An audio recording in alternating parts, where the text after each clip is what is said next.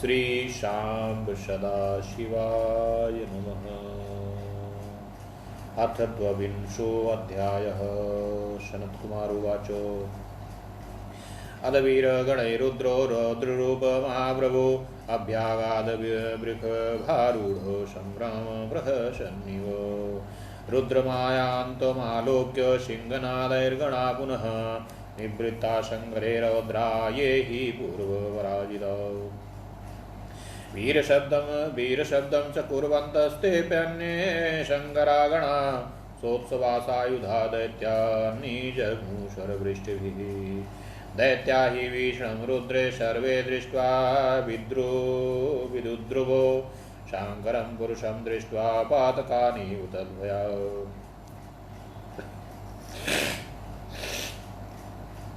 अधो जलन्धरो दैत्यान्निवृत्तान्तप्रेक्ष्य संगरे अभ्यधावत्स चण्डीश मुञ्चबाणान् संहस निशुम्भ शुम्भ प्रमुखा दैत्याद्राश सन्त्रस अभिजितमु शिवं वेगाद्रोषान्त दृष्टसदृक्षद कालनेमिस्तथा वीर खड्गोर्मबलाहक घमरश्च प्रचण्डश्च परेशाभि शिवं ययुः बाणे सच्छादयामार्दु सुदूर्तं रुद्रगणाश्च अङ्गानि चिक्षिशुमद्यानि किलामुने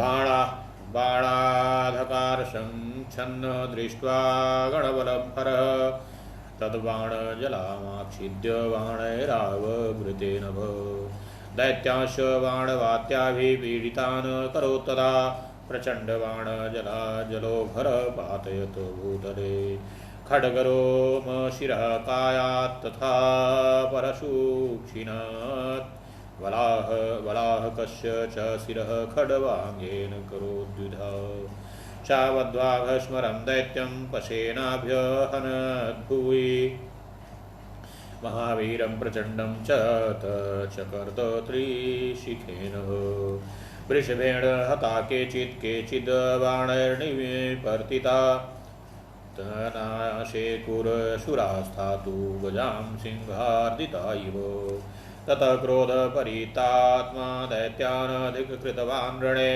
शुम्भादिकान्यमहादैत्यो प्रहसन् धैर्यवानो जलन्धर उवाच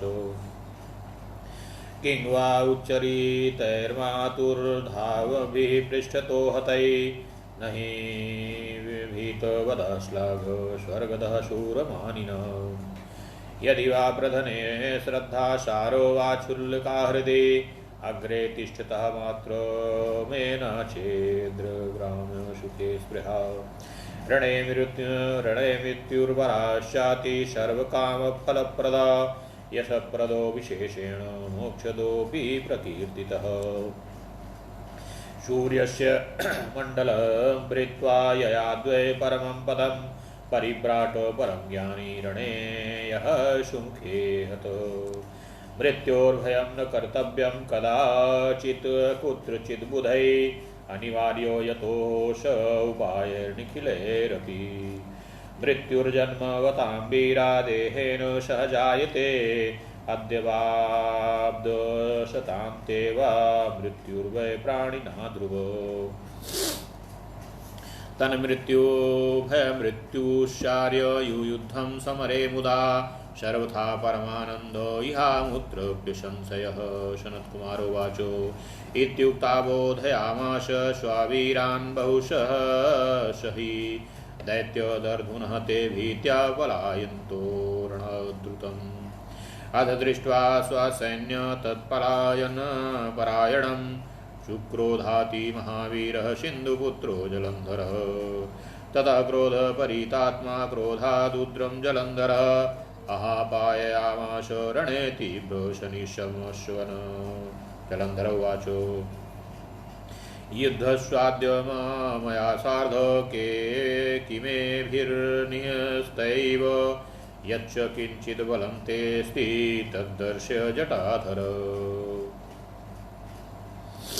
सनत्कुमारोवाच इत्युक्ता बाणसप्तम्या सप्तत्या जघान वृषभध्वजं जलन्धरो महादैत्यो शम्भुमक्लिष्टकारिणं तान् प्राप्तान् महादेवो जलन्धरशन्द्रुतं निर्जैः निशितैर्बाणैः प्रहसिन्नव ततो हन्याध्वजं छत्र धनुष्येदशब्दभिः जलन्धरस्य दैत्यस्य न च तच्चरित्रं हरे मुने तच्छिन्नवाविरथः पाथोऽधितनयोऽसुरः अभ्यवधावक्षिन्नक्रुद्धो गदामुद्यम्य वेगवान् प्रभुर्गदा च तक्षिप्ता शैव महेश्वर पराशार्य महालीलो द्रुतं बाणैर्दुधाकरोत् तथापि मुष्टिमुद्यम्य महाक्रुद्धो महासुरः अभ्युद्योदयो वे महावेगादुद्रं तदजग्धिकषायाम् तावदेवेश्वरेणासु बाणैघैष जलन्धर अक्लिष्टकर्मकारेण क्रोशमात्रपमापाकृतो ततो जलन्धरो दैत्यो रुद्रं मत्वा बलाधिकम् ससर्ज मायागान्धीर्वमद्भुतां रुद्रमोहनीम् तस्य माया प्रभावत्तु गन्धर्वप्सरसां गणा आविर्भूतानेकेन च रुद्रमोहन हेतवे ततो जुगुष्य नृतृर्घवर्वासरसां गणा तालवेणु मृगान्धाश वादयन्ती यस्म चापरे तद्दृष्ट्वा महादार्श गणैरुद्रो विमोहितः पतितान्यपि शास्त्राणि करेभ्यो न विवेदश एकाग्रीभूतमालोक्य रुद्रं दैत्यो जलन्धर कामतस्तजगमाशु यत्र गौरी स्थिता भवतो युद्धे शुम्भनिशुम्भाख्यो स्थापयित्वा महाबलो दर्शदोर्दण्ड पञ्चास्य स्त्रीनेत्रस्य जटाधरो महावृषभमारूढ सर्वथा रुद्रसन्निभ्य आशूर्यामायया व्यास स बभूव जलन्धर अथ रुद्रं समायान्तमालोक्य भववल्लभा अभ्याययो सखीमद्याद्दर्शन पथेद्भवतो यावद्दर्शनं चावर्गी पार्वती तनुजेश्वर तावत् स वीर्यमुचे जडाशांस भवत्तदा अध ज्ञात्वा तदा गौरी दानवं भयविह्वला जगान्मातर्हिता वेगास्तदोरत्तरमानुषम् तां दृष्ट्वा ततो दैत्यो क्षणाद्युलुतामिव जवेनागानु पुनर्योद्धं यत्र देवो महेश्वरो पर्वत्यापि महाविष्णुं संस्मार मनसा तदा तावद्दर्श तं देवो सोपविष्टं समीपगम् तं दृष्ट्वा पार्वती विष्णु जगन्माता शिवप्रिया प्रसन्नमनसोवाच प्रणमन्तो कृताञ्जलिं पार्वत्युवाचो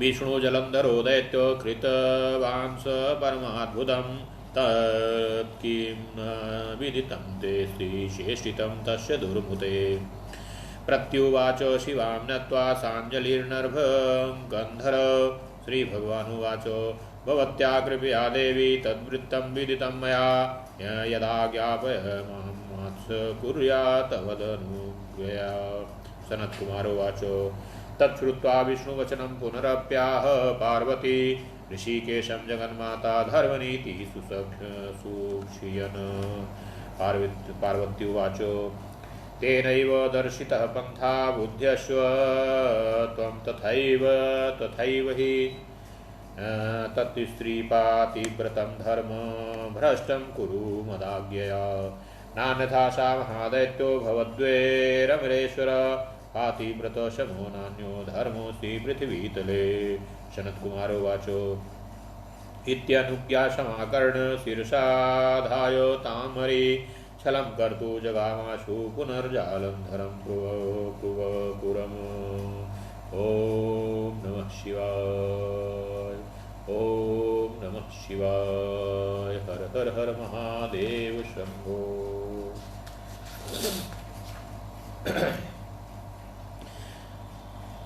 श्री सनत कुमार जी बोले, इसके बाद रौद्र रूप वाले महाप्रभु शंकर बैल पर सवार हो वीरगणों के साथ हंसते हुए संग्राम भूमि पर आ गए। जो रुद्रगण पहले पराजित होकर भाग गए थे, वे शिव जी को आते हुए देखकर सिंहनाद करते हुए युद्ध भूमि में पुनः लौट आए। और वे और शंकर अन्य गण भी शब्द करते हुए आयुधों से युक्त होकर बड़े उत्साह के साथ बाणों की वर्षा से दैत्यों को मारने लगे।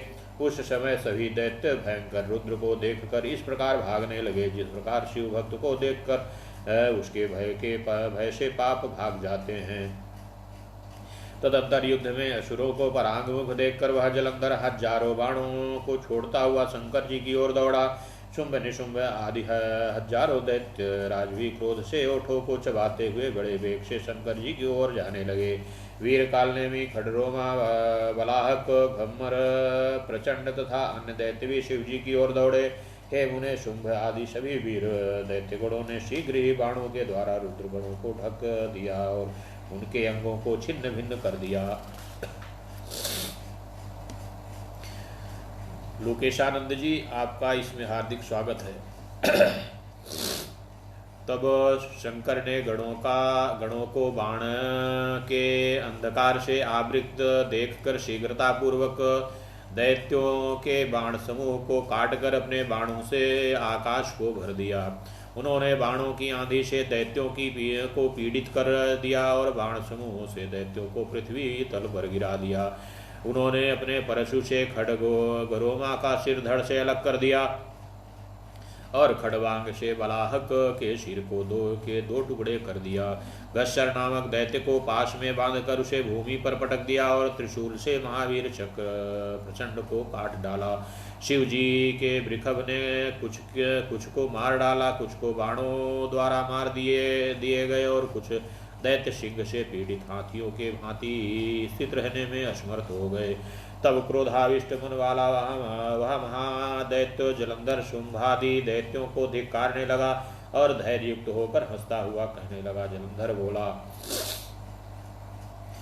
पहले शंकर जी से बोला, भाग कर पीठ दिखाते हुए माता के मल के समान इन दैत्यों को मारने से क्या लाभ, क्योंकि भयभीत लोगों को मारना श्लाघ्य और वीरों के लिए स्वर्गप्रद नहीं होता है।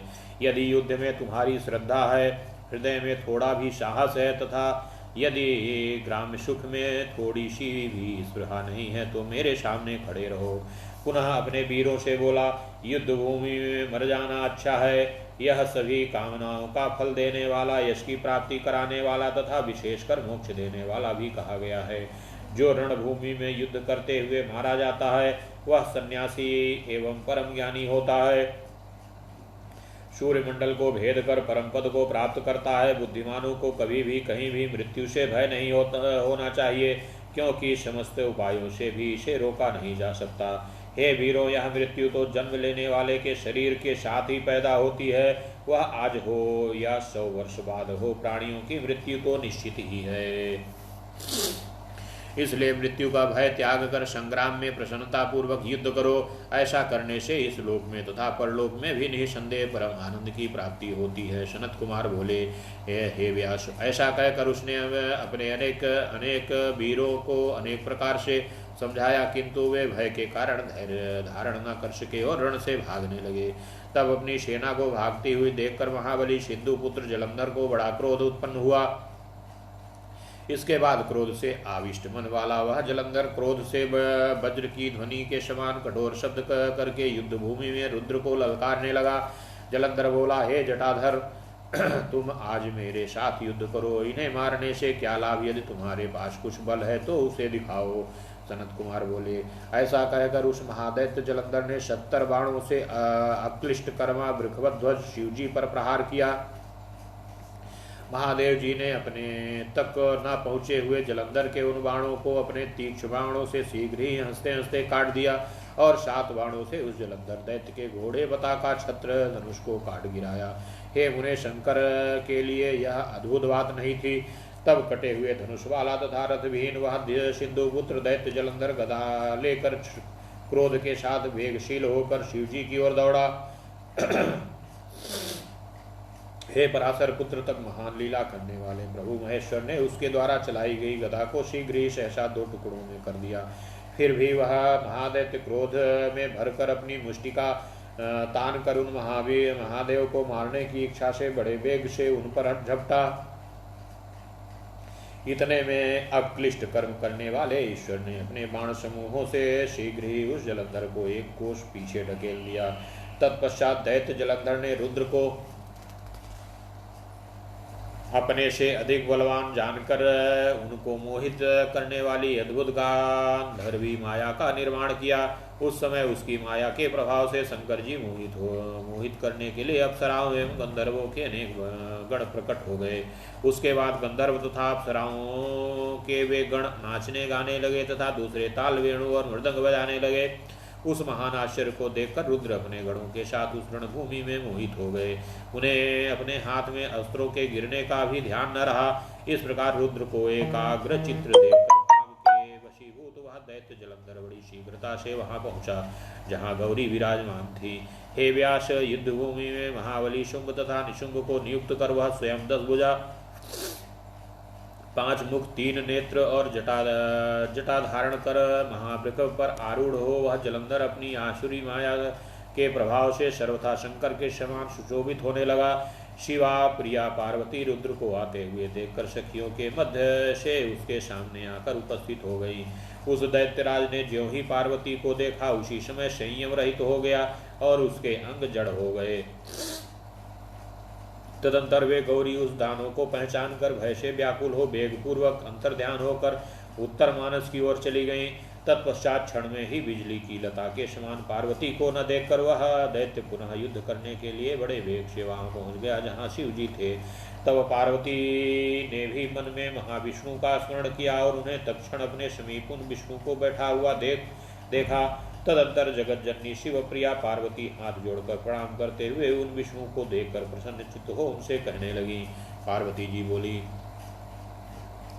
हे विष्णु, जलंधर दैत्य ने परम आश्चर्यजनक कार्य किया है। क्या आपको उस दुर्बुद्धि की चेष्टा विदित नहीं है? तब भगवान गरुड़ध्वज ने जगदम्बा का वह वचन सुनकर हाथ जोड़कर सिर झुकाकर शिवा को प्रणाम कर कहा। श्री भगवान बोले, हे देवी, आपकी कृपा से मुझे वह वृत्तांत ज्ञात है। हे माता, आप मुझे जो आज्ञा दे उसे मैं आपके आदेश से करने के लिए तत्पर हूँ। सनत कुमार बोले। विष्णु के इस वचन को सुनकर जगत माता पार्वती धर्म नीति की शिक्षा देती हुई ऋषिकेश से कहने लगी। पार्वती बोली, उस दैत्य ने ही ऐसा मार्ग प्रदर्शित किया है, अब उसी का अनुसरण आप भी कीजिए। मेरी आज्ञा से आप उसकी स्त्री का पातिव्रत भंग कीजिए। हे लक्ष्मीपते, उसके बिना वह महादैत्य नहीं मारा जा सकता, क्योंकि पतिव्रता धर्म के समान कोई भी धर्म पृथ्वी तल पर नहीं है। सनत कुमार बोले। पार्वती की यह आज्ञा सुनकर विष्णु ने उसे शिरोधार्य करके छल करने के लिए शीघ्र ही पुनः जलंधर की नगरी की ओर चले। इत श्री शिव महापुराणे द्वितीयायां रुद्र संहितायां पंचमे युद्ध खंडे जलंधर वधोपाख्याने जलंधर युद्ध वर्णनम नाम 22 अध्यायः।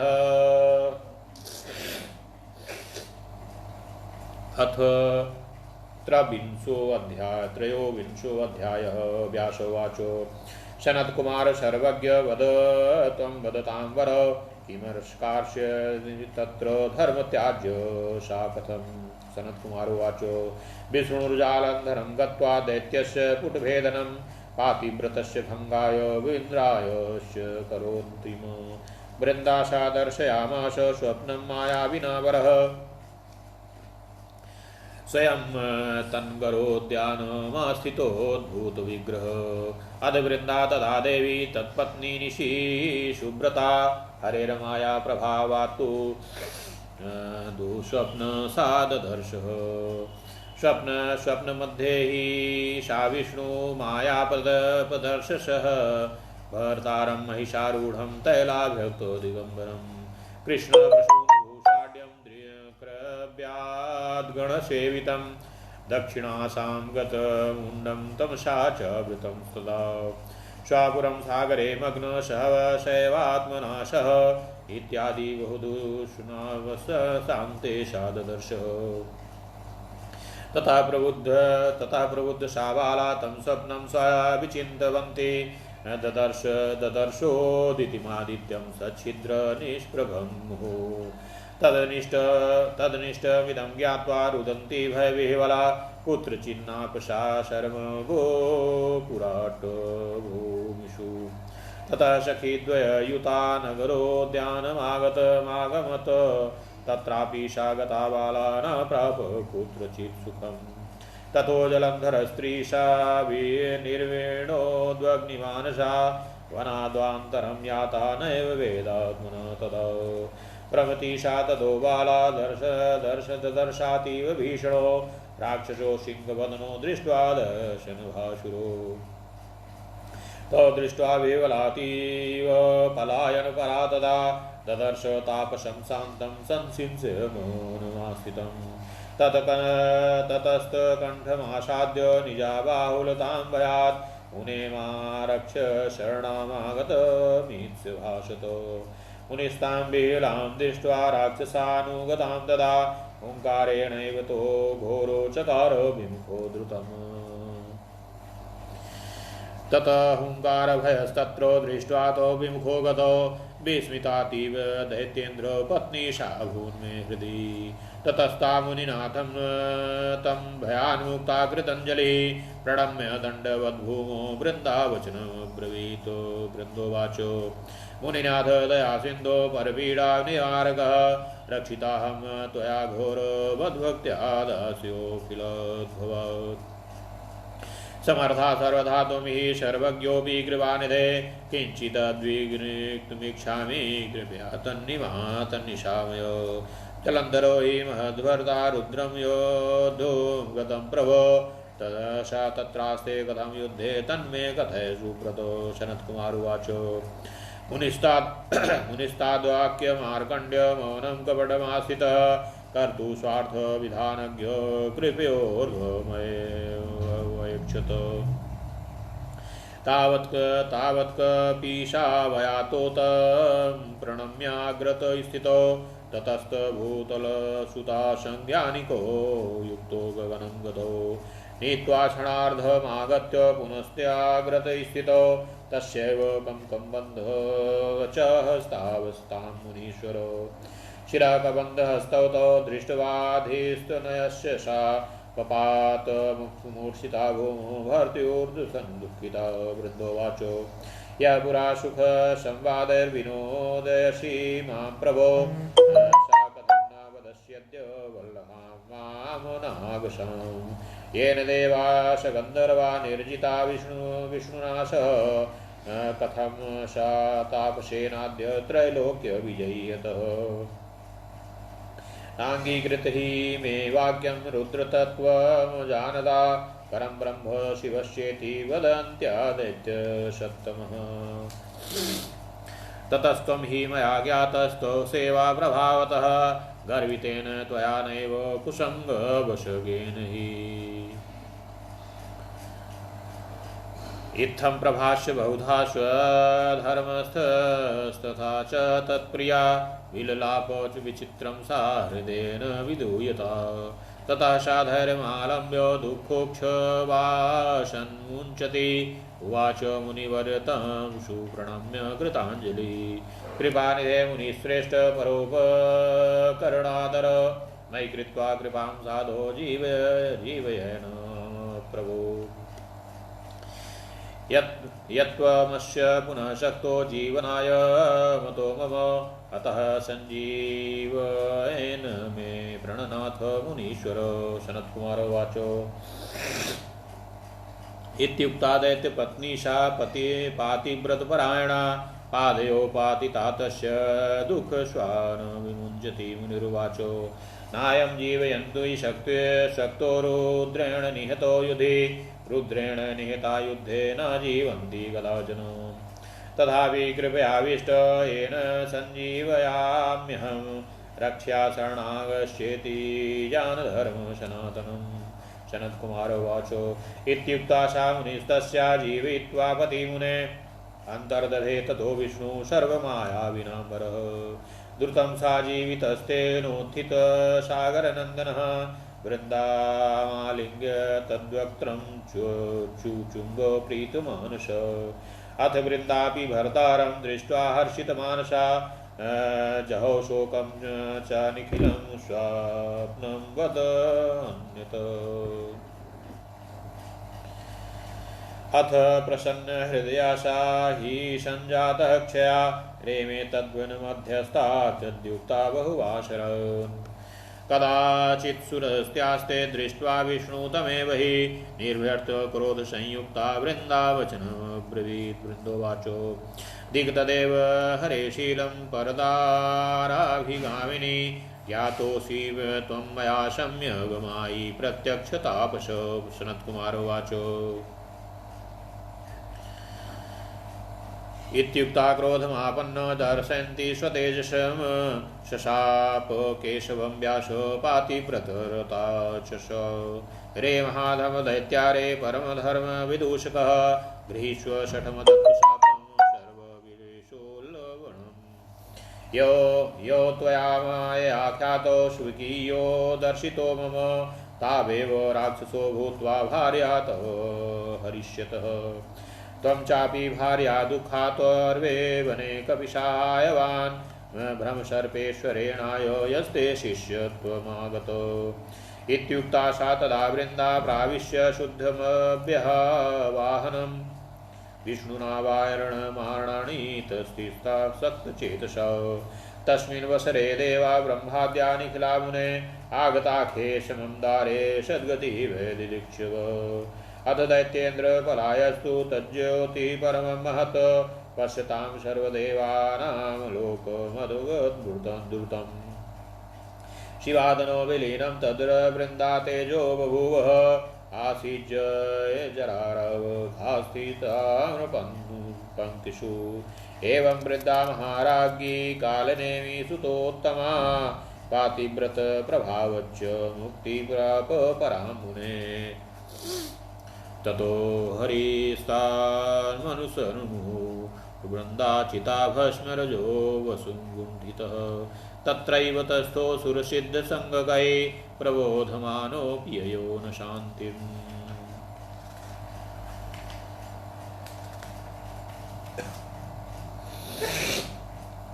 व्यास जी बोले, हे सनत कुमार, हे सर्वज्ञ, हे वक्ताओं में श्रेष्ठ, अब आप बताइए कि विष्णु ने वहां जाकर क्या किया और उस स्त्री ने अपने धर्म को कैसे छोड़ा। सनत कुमार बोले, दैत्य जलंधर के नगर में जाकर विष्णु वृंदा के पातिव्रत धर्म को नष्ट करने का विचार करने लगे। मायावियों में श्रेष्ठ उन्होंने वृंदा को स्वप्न दिखाया और स्वप्न में अद्भुत रूप धारण करके उसके नगर के उद्यान में स्थित हो गए। तब उसकी पतिव्रता पत्नी देवी वृंदा ने विष्णु की माया के प्रभाव से रात्रि में दुःस्वप्न देखा।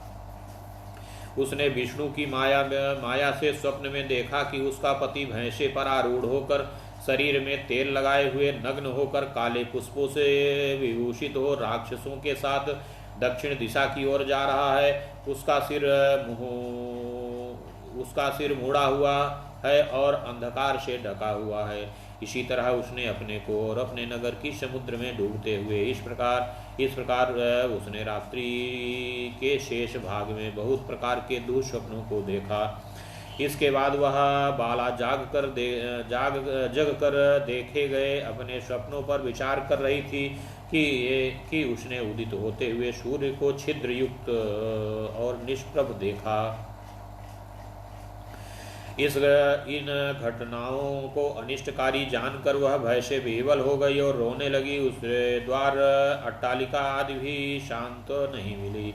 तदंतर वह अपनी 2 सखियों के साथ नगर के बगीचे में आई, परंतु वहां बाला को वहां कुछ भी शांति नहीं मिली। इसके बाद वह जलंधर की स्त्री दुखित होकर घबराती हुई एक वन से दूसरे वन में गई, किंतु वह अपने विषय में कुछ नहीं समझ पाई। घूमती हुई उस बाला ने सिंह के समान मुख वाले चमकते हुए दाढ़ और दांत वाले भयंकर 2 राक्षसों को देखा। उसने उन दोनों को देखकर भय से विह्वल वह ज्यों ही भागने लगी त्यों ही उसने शिष्य के साथ मौन बैठे हुए शांत में एक तपस्वी को देखा।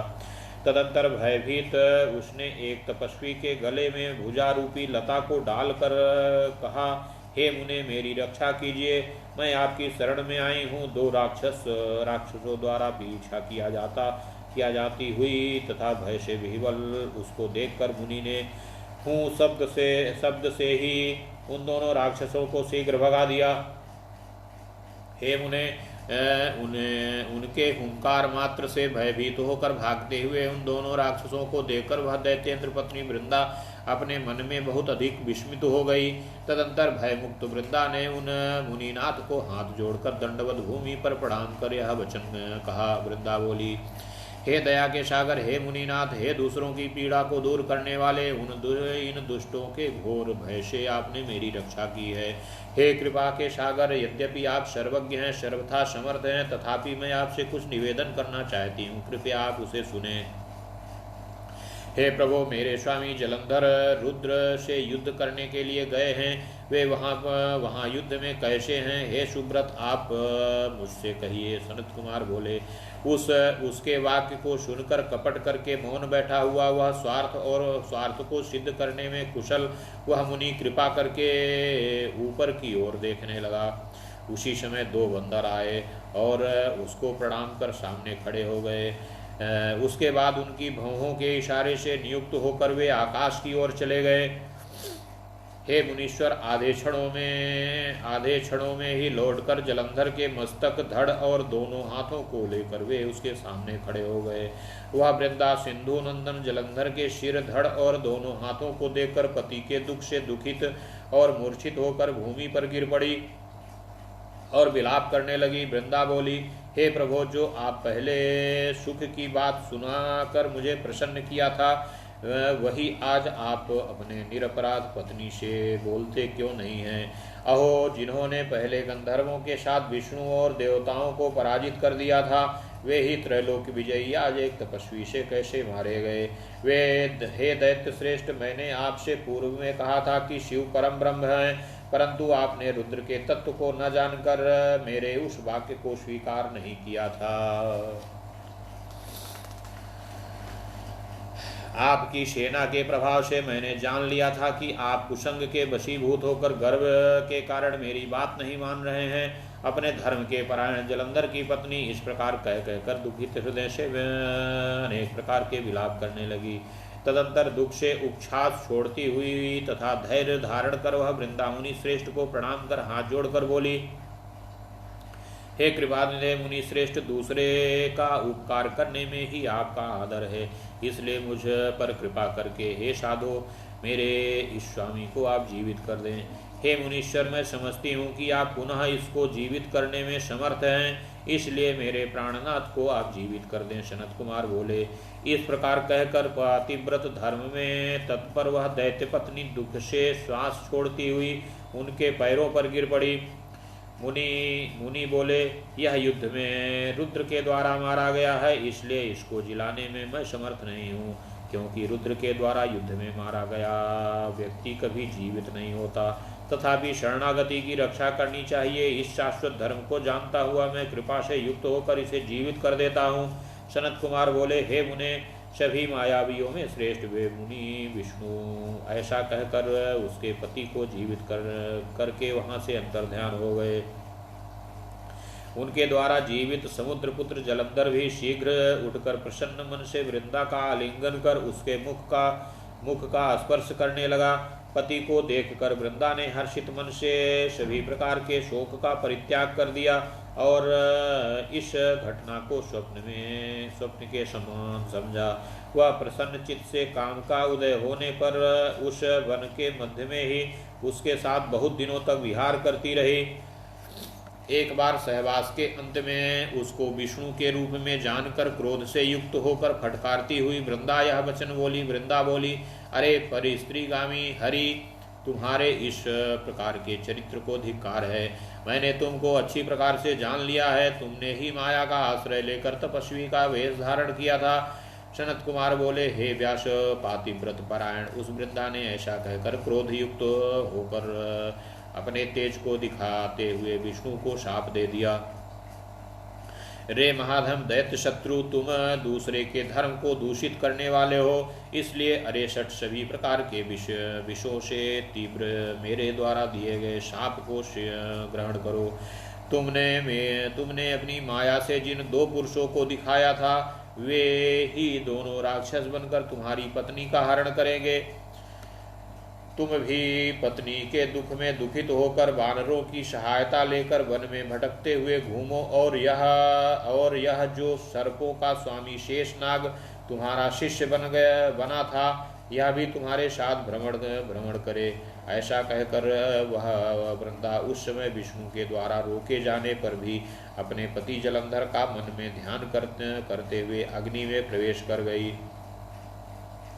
हे मुने, उस समय उसकी उत्तम गति को देखने की इच्छा वाले ब्रह्मा आदि सभी देवता अपनी भार्याओं के साथ आकाश मंडल में स्थित हो गए। उस समय दैत्येंद्र पत्नी की वह परम ज्योति देवताओं के देखते देखते शीघ्र अदृश्य हो गई, और शिवा पार्वती के शरीर में उस वृंदा का तेज विलीन हो गया। उस समय आकाश में स्थित देवताओं ने जय जय की ध्वनि की। हे मुने, इस प्रकार कालनेमी की श्रेष्ठ पुत्री महारानी वृंदा ने पातिव्रत के प्रभाव से परामुक्ति को प्राप्त किया। उस समय हरि ने उसका स्मरण कर उसकी चिता की भस्म धूलि को धारण कर लिया। देवता और सिद्धों के ज्ञान देने पर भी उनको कुछ शांति नहीं मिली, और वे वहीं पर स्थित हो गए। इत श्री शिव महापुराणे द्वितीयायाम रुद्र संहिता पंचम युद्ध खंडे जलंधर वधोपाख्याने वृंदा पातिव्रत भंग देहात्य वर्णनम नाम त्रयोविंशो अध्यायः। अथ चतुर्थविंशो अध्यायः। व्यासोवाच विधे श्रेष्ठ सुत प्राज्ञ कथेयं श्राविताद्भुता ततश्च किं बुधाय कथं दैत्यो हतो वद। सनत्कुमारोवाच अदृश्य गिरिजां तत्र दैत्येन्द्र रणमागते गन्धर्वे चाविलेने हि चैतन्यो भूत वृषभध्वज।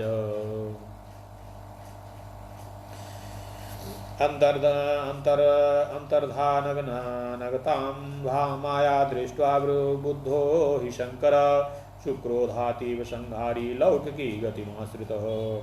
तथा शिवो विस्मित मानस पुनर्जगाम युद्धाय जलंधरं रुषां। स चापि दैत्य पुनरागतं शिवं दृष्ट्वा शिरोधसमवाकिरदृणय्य। क्षिप्तं प्रभुस्तं सरजालमुग्रं जलंधरेणातिबलीयशार। द्रुतं प्रक्षिक्षेद शरैर्वरैर्निजै चित्रमत्र त्रिवप्रहन्तु। ततो जलंधरो दृष्ट्वा रुद्रमद्भुत विक्रमं चकार मायया गौरी त्र्यंबकं मोहयन्निव। रथोपरि गतां बद्धा रुदन्ती पार्वती शिवः निशुम्भ शुम्भ दैत्यस्य बध्यमाना ददर्शस। गौरी तथा विधां दृष्ट्वा लौकिकी दर्शयन् गतिं बभूव प्राकृत इव शिवोऽप्यग्निमानस। आवांगमुखी स्थितिस्तु शृणुनीनालीला विशारद। स्थितलांगो विष्णात्मा विस्मृत्य स्वपराक्रमम्। ततो जलंधरो वेगात् त्रिभिर्व्याध साहकैः आपुमुखमग्नस्तो रुद्रं शिरस्युश्चोदरे। ततो रुद्रो महालीलो ज्ञात तत्त्वक्षणत् प्रभु रौद्ररूपधरो जातो ज्वालामालातिभूषण। तस्यातीव महारौद्ररूपं दृष्ट्वा महासुरा नाशे कुप्रमुखते स्थातु भेजिरे ते दिशो दश।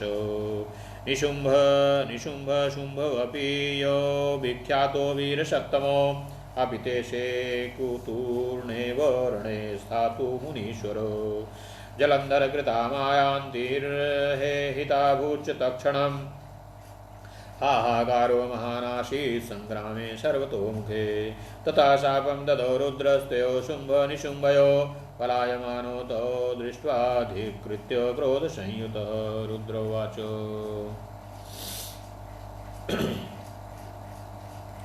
युवा दृष्टावती खलावपराधकरो मम पार्वती दण्डदातारो रणदस्मात्पराङ्मुखो।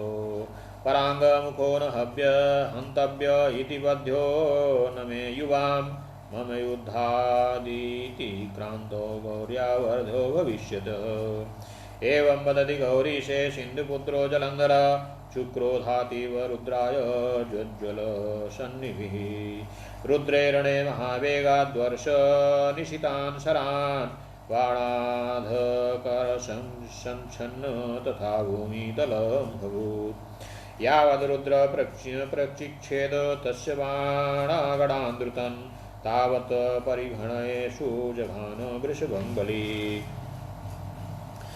बृहस्तेन महाप्रहरेण परावृत्तो रणाङ्गणात् रुद्रेण पुष्यमाणोऽपि न तस्थो रणभूमिषु। अधलोके महारुद्र स्वयं तेजसोदिदुषं दर्शयामास सर्वस्मै सत्यमेतस्मुनीश्वरो। ततः परम संक्रुद्धो रुद्रो रौद्रवपुर्धरः प्रलयानलवदघोरो बभूव सहसा प्रभु। दृष्ट्वा पुरः स्थितं दैत्यं मेरुकूटमिव स्थितम् अवध्यत्वमपि श्रुत्वाप्यनिरद्युतो भवतो। ब्राह्मणो वचनं रक्षन् रक्षको जगतां प्रभो हदानुग्रहतामस्तवधाय मनो दधतो। कोपं कृत्वा परं शूली पदाङ्गुष्ठेन लीलया महाहंसी चकाराशु रथाङ्गरौद्रमद्भुतम्। कृत्वार्णवहंसितं भगवान् रथाङ्ग स्मृत्वा जगत्त्रयमानेन हतं पुरारी। दक्षान्धकातङ्कपुरत्रयज्ञहन्ता लोकत्रयान्तकर प्रशन्नुवाच। महारुद्रोवाचो पादेन निर्मितं चक्रं जलन्धरं महाबिभषि बलवान्दी चोदधतु तिष्ठ योद्धं न चान्यथा। सनत्कुमारोवाचो तस्य तद्वचनं श्रुत्वा क्रोधेनादीप्तलोचनः प्रहदन्निव चक्षुः चचुर्भा प्रालोक्य सशङ्करम्। जलन्धरम् उवाच रेखामद्भुत्या हत्वा च सङ्गणं त्वां हि शङ्कर हत्वा लोकान् सुरैषार्ध स्वभागं करुणो यथा। हन्तुं चराचरं सर्वसमर्थोऽहं सवासवम् को महेश्वर मद्बाणैर्भेद्यो भुवनत्रये।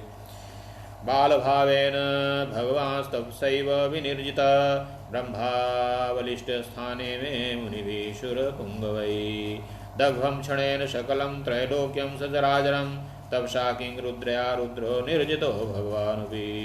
इन्द्रादिग्निवित्तेश वायुवारीष्वादयः नाशे हिरे यथा नागन्धं पति पक्षिपतेरिव।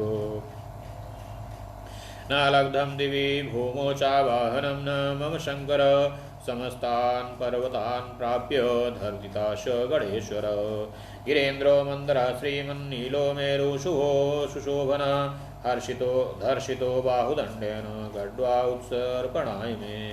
गङ्गा निरुद्धा बहुभ्यां लीलार्थ हिमवद्भिरो हरिणं मम भृत्यस्य जयो लब्धो दिवोकशाम्। वडवायामुखं बद्धो गृहीत्वा तां करेण तु तत्क्षणादेव सकलमे कारणमद्भूतता। ऐरावतादयो नागा क्षिप्ता सिन्धुजलोपरि शरथो भगवान् निद्र क्षिप्तिश्च शतयोजनम्। गरुणोऽपि मयो बद्धो नागपाशेन विष्णुना पूर्वस्यद्या मया नीता नार्यकारां गृहान्तरम्। मा न जानासि रुद्रं तं त्रैलोक्यजयकारिणं जलन्धरं महादैत्यं सिन्धुपुत्रं महाबलं। सनत्कुमारोवाच इत्युक्त्वाथ महादेवं तदा वारिधिनन्दनः नाचचाल न स्मर नेतानन्दवायुनिधि। दुर्मदेन विनीतेन दोर्बलात् तिष्कर्यति तिरस्कृतो महादेवो वचनैः कटुकाक्षरैः।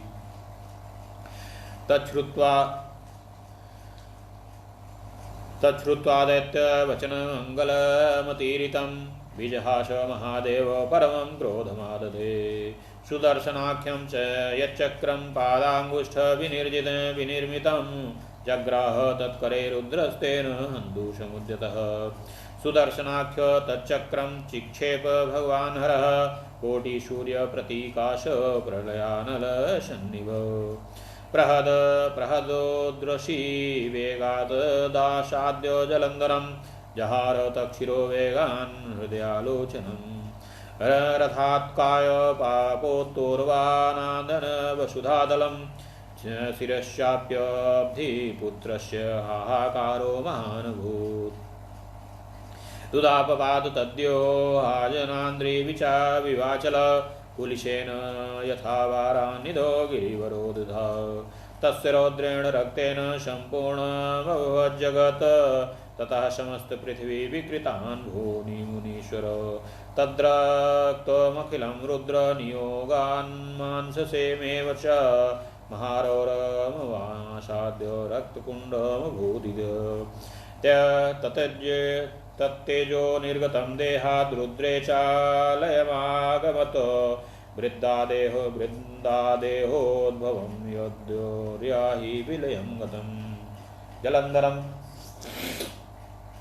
जलंधरं हतं दृष्ट्वा देवगन्धर्वपन्नगा अभवन् सुप्रसन्नाश्च साधु देवेति चाब्रुवन् सर्वे प्रसन्नतां यादा देवसिद्धमुनीश्वरा पुष्पवृष्टिं प्रकुर्वाणाद्यस्तोद्यशो जगुरुच्युकै देवाङ्गनां महामोदान् ऋतुः प्रेम बेवला कलस्वरा कलपदं किन्नरैषः संजगुः दिशा प्रसेदु सर्वाश्च हते वृन्दापदो मुने भुवुः पुण्य सुखस्पर्शाभाय स्त्रीविधापि चन्द्रमा शीततां यातो रविस्तेपेषु तेजसा अग्नयो ज्वलः शान्तो बभूव विकृतं नवो एवं त्रैलोक्यमखिलं स्वास्थ्यमापाधिकं मुने हतेब्धितनये तस्मिन् हरेणानन्तमूर्तिना।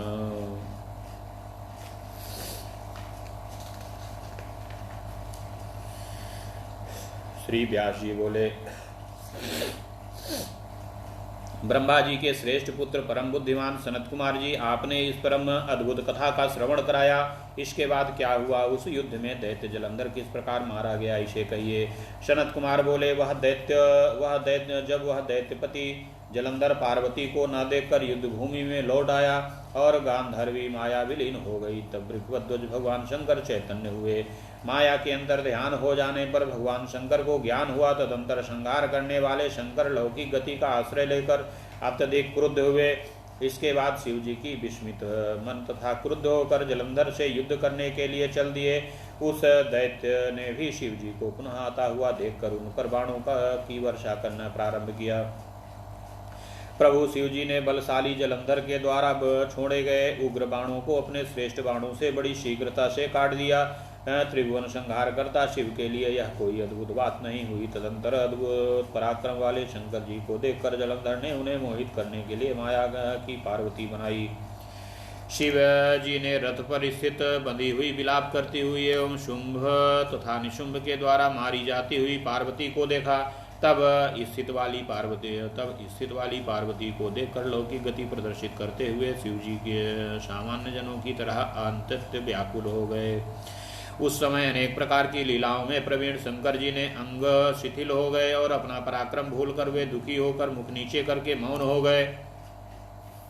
उसके बाद जलंधर ने पुंख तक धंसने वाले 3 बाणों के वेग पूर्वक शिव जी के सिर, हृदय और उदर प्रदेश में प्रहार किया।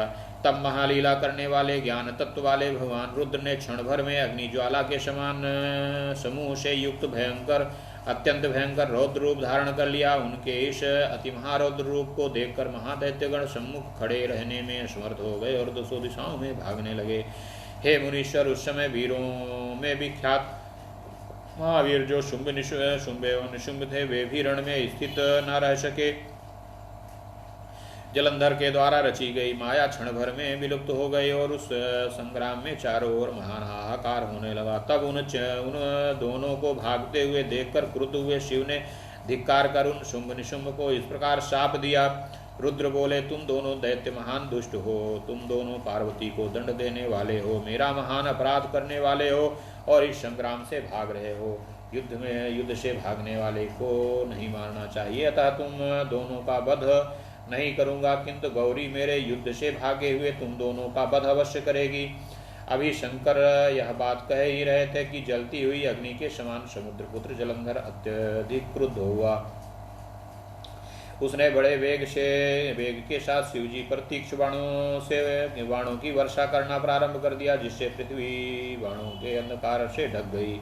अभी रुद्र उनके बाणों को काटने में लगे ही थे, इतने में ही बलशाली परिघी से वृषभ पर प्रहार किया।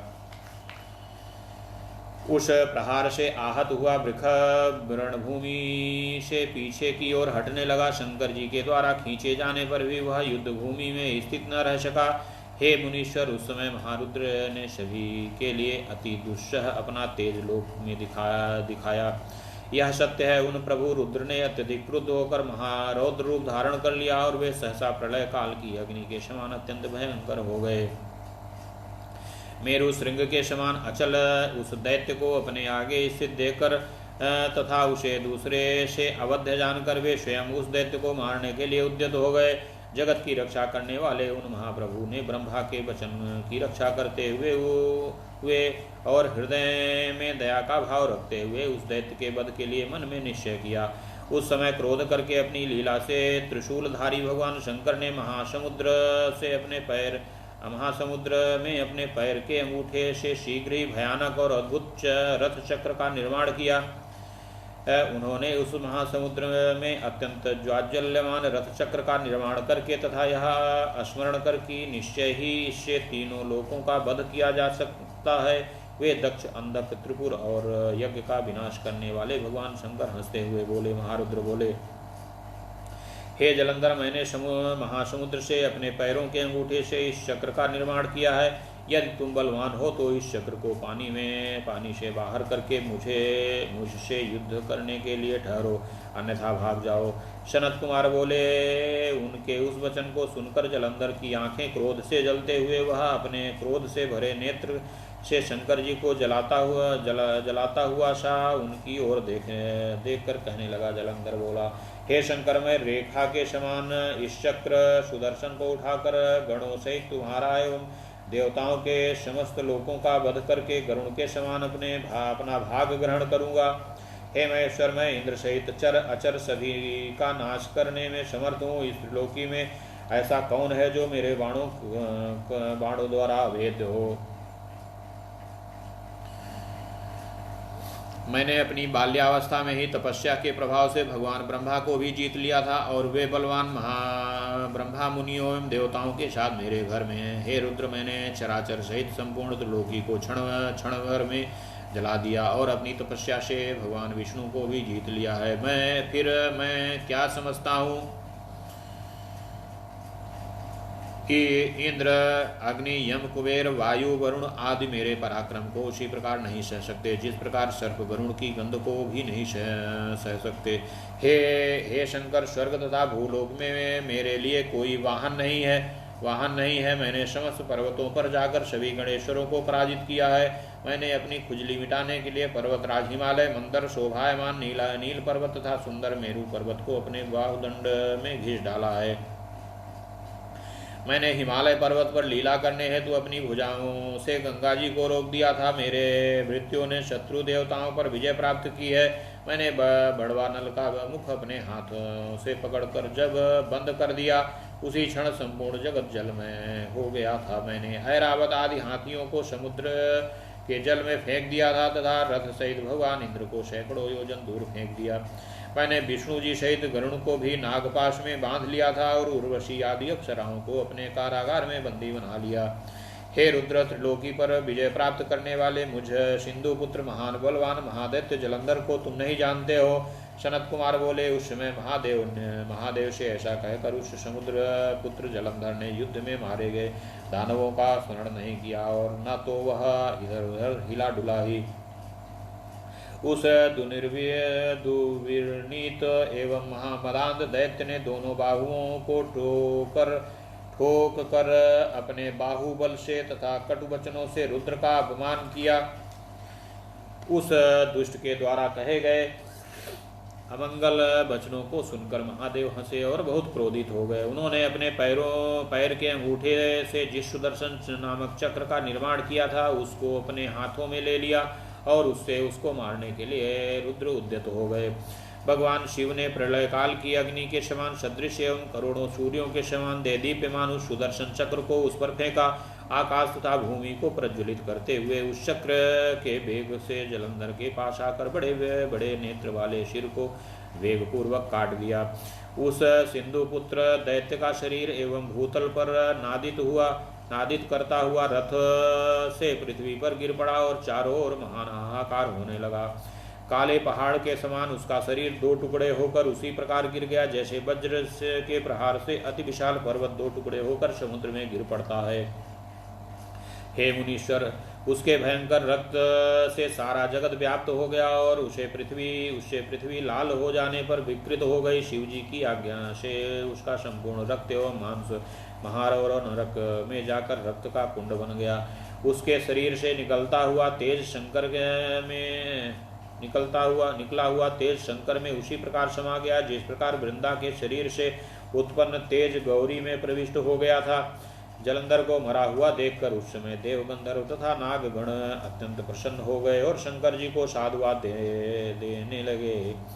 सभी देव एवं सिद्ध मुनीश्वर भी प्रसन्न हो गए और पुष्प वृष्टि करते हुए उच्च स्वर में उनका यशोगान करने लगे। देवांगनाएं प्रेम से विह्वल हो गई, अति आनंद पूर्वक नृत्य करने लगी और मनोहर राग युक्त शब्दों से किन्नरों के साथ सुंदर पदों का गान करने लगी। हे मुने, उस समय वृंदापति जलंधर के मर जाने पर सभी और पवित्र तथा सुखद स्पर्श वाली दिशाएं प्रसन्न हो गई। शीतल मंद सुगंध तीनों प्रकार की वायु चलने लगी। चंद्रमा शीतल से युक्त हो गया और सूर्य परम तेज से तपने लगा। शांत अग्नि जलने लगी और आकाश निर्मल हो गया। इस प्रकार हे मुने, अनंत मूर्ति सदाशिव के द्वारा उस समुद्र पुत्र जलंधर के मारे जाने पर संपूर्ण त्रैलोक्य अत्यधिक शांतिमय हो गया। इति श्री शिव महापुराणे द्वितीयायां रुद्र संहिता पंचम युद्ध खंडे जलंधर वधोपाख्याने जलंधर वध वर्णनम नाम चतुर्विंशोऽध्यायः। ओम नमः शिवाय। ओम नमः शिवाय। ओम नमः शिवाय। ओम नमः शिवाय। ओम नमः शिवाय। ओम नमः शिवाय। ओम नमः शिवाय। ओम नमः शिवाय। ओम नमः शिवाय। ओम शांब सदा शिवाय नमः।